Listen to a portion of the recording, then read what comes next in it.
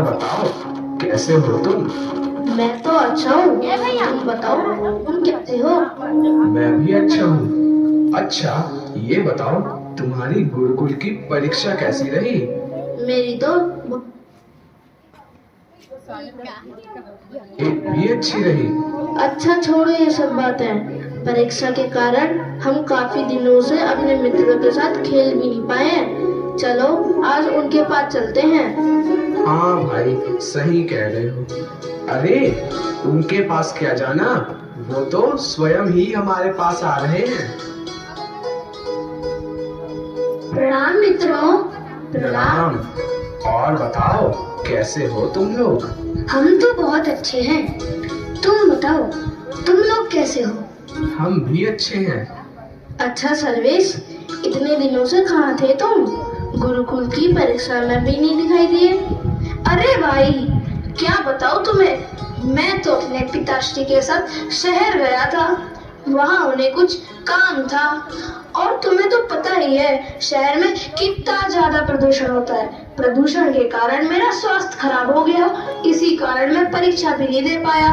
अच्छा अच्छा, देखो मानस आ रहा है। प्रणाम मित्रों। प्रणाम मानस। और बताओ क्या वार्तालाप हो रही है? हम तो बस खेलने की बात ही कर रहे थे। अच्छा छोड़ो ये सब बातें। तुम्हें कुछ पता भी है कि गांव में क्या हो रहा है? क्या हुआ गांव में? अरे तुम्हें उस छक्को बुढ़िया के बारे में कुछ पता भी है? छपको? अरे वो नीच जाति की बुढ़िया। अच्छा, वो नीच जाति वाली बुढ़िया। अभी अभी मैंने अपने पिताश्री को उस बुढ़िया के बारे में बात करते हुए सुना है। अच्छा, तो हमें भी तो बताओ, क्या सुना है तुमने? मेरे पिताश्री कह रहे थे कि उस बुढ़िया के शरीर में घाव हो गए हैं और गांव में कीड़े पड़ गए हैं। उससे इतनी गंदी बदबू आती है कि गांव का कोई भी व्यक्ति उसके पास जाना नहीं चाहता। अच्छा, ऐसी बात है तो चलो उस बुढ़िया को परेशान करने चलते हैं, बहुत मजा आएगा। अरे नहीं नहीं भाई, अगर किसी ने देख लिया तो परिवार की बदनामी होगी और गांव से निकाले भी जाओगे। अरे भाई, कोई देखेगा तब ना। हम छुपके से जाएंगे और बुढ़िया को पत्थर मार के आ जाएंगे। हाँ हाँ, चलो चलो, बहुत मजा आएगा। चलो चलते हैं।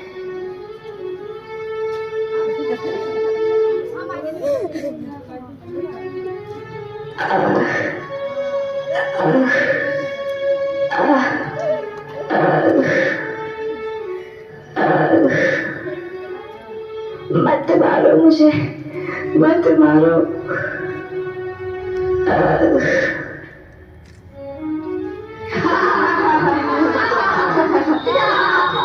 कितना मजा आया उस बुढ़िया को परेशान करने में। हाँ भाई, सही कह रहे हो, कितना मजा आया। कैसे रो रही थी वो। अब तो रोज चलेंगे उस बुढ़िया को परेशान करने। अरे वो देखो, श्री राम आ रहे हैं। प्रणाम मित्रों। प्रणाम श्री राम। क्या बात है, आज बड़े प्रसन्न दिखाई दे रहे हो? श्री राम, बात ही कुछ ऐसी है, तुम सुनोगे तो तुम्हें भी बड़ा आनंद आएगा।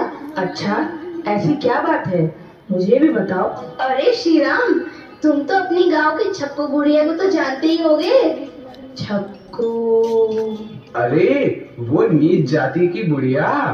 अच्छा, मेरी छक्को माँ, क्या हुआ मेरी माँ को? जल्दी बताओ क्या हुआ? अरे श्री राम, तुम्हें नहीं पता, उस बुढ़िया के शरीर में घाव हो गए हैं और गांव में कीड़े पड़ गए हैं। उससे इतनी गंदी बदबू आती है ना कि गांव का कोई भी व्यक्ति उसके पास जाना नहीं चाहता। अभी अभी ना हम उस बुढ़िया के गांव में पत्थर मार के आए हैं, बड़ा आनंद आया हम सभी को।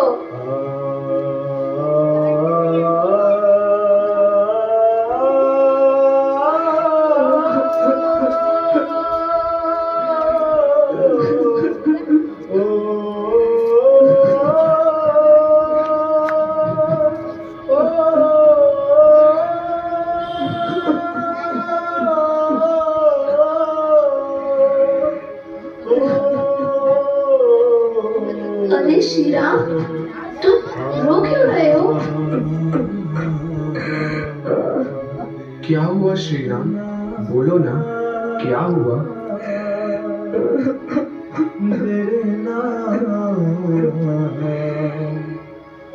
क्या हुआ श्री राम? हमसे कोई भूल हुई है क्या? तुमने उन्हें पीड़ा दी, तुम्हें जरा भी दया नहीं आई। उस असहाय अवस्था में तुम्हें माँ की सेवा करनी चाहिए थी, तुमने उन्हें पत्थर मारे।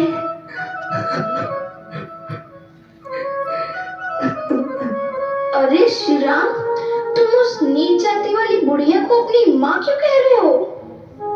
क्या जन्म देने वाली माँ ही माँ होती है? भूल गए पाठशाला के समय उनने हमें कितने अच्छे अच्छे पकवान बनाकर खिलाए हैं। और ये जात पात क्या है? ये भगवान ने नहीं बनाई, ये हम मनुष्यों के गंदे विचार हैं। हमें ये छुआछूत नामक गंदे विचार को इस समाज से बाहर निकालना है। मैं जा रहा हूँ अपनी माँ की सेवा करने। रुको श्री राम, अगर किसी ने देख लिया तो तुम गांव से निकाले भी जा सकते हो और परिवार की बदनामी भी होगी। इस बात का मुझे कोई फर्क नहीं पड़ता। अभी मेरा सिर्फ एक ही कर्तव्य है, वो है मेरी माँ की सेवा करना। और एक मनुष्य मनुष्य के काम नहीं आएगा तो किसके काम आएगा? हम सबकी एक ही जाति है, वो है मानवता। और मैं जा रहा हूँ माँ की सेवा करने। चलो चलो, श्री राम की शिकायत चाचा जी से करते हैं, तुम भी हमारे साथ चलो।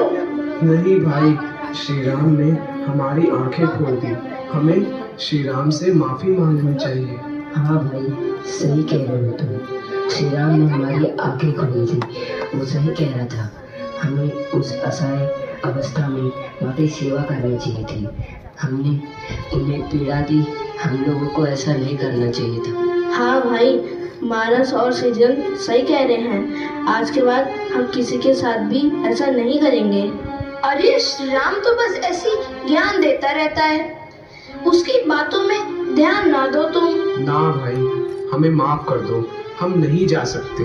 ठीक है, तुम ही बनो श्री राम के चमचे, हम जा रहे हैं श्री राम की शिकायत करने।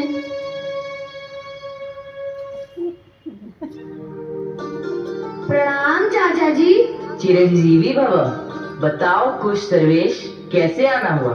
चाचा जी, आज जो श्री राम ने किया है ना, उसे सुनकर आप बहुत क्रोधित हो जाएंगे। क्या हुआ कुश, क्या बात है? चाचा जी, आज श्री राम अपने गांव की नीच जाति वाली छपको बुढ़िया के पास गया है। चाचा जी, उसकी सेवा करने। क्या यह जानते हुए भी कि वो एक नीच जाति की बुढ़िया, तुमने उसे रोका नहीं? चाचा जी, हमने तो उसे बहुत रोका और ये तक चेतावनी दी कि वो गांव से निकाला भी जा सकता है, फिर भी नहीं रुका वो। चाचा जी, वो कहता रहा कि उसे अपनी छपको अम्मा की सेवा करनी है और वो चले गया। आज आने दो इस लड़के को, आज इसको ऐसा सबक सिखाऊंगा कि अब ये सेवा करना भूल जाएगा। अच्छा, चलते हैं चाचा जी, प्रणाम।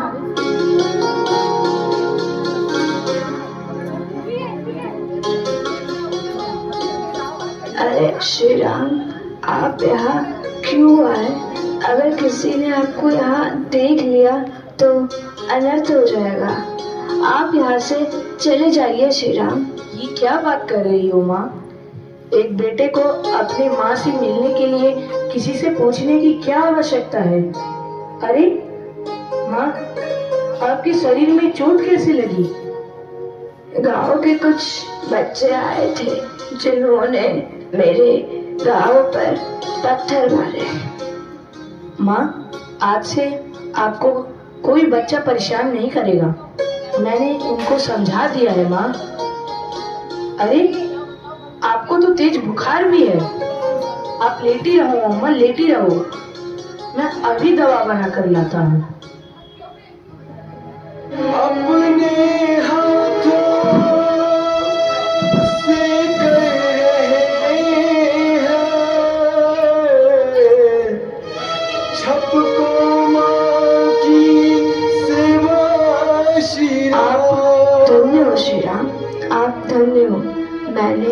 बस श्री राम को तो नहीं देखा जिसने रावण का वध किया, परंतु मैं अपने श्री राम को जानती हूँ जिसने हम जैसी अछूत महिला की भी सेवा की। आप कैसी बातें कर रही हैं माँ? ये तो मेरा कर्तव्य है अपनी माँ के प्रति, और जब तक आप पूरी तरह स्वस्थ नहीं हो जाती तब तक मैं आपकी सेवा करने आता रहूंगा।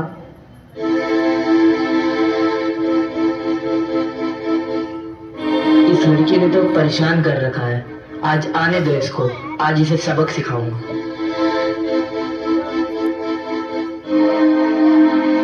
प्रणाम चाचा जी। वहीं रुक जाओ श्री राम। क्या हुआ चाचा जी? कहाँ गए थे तुम?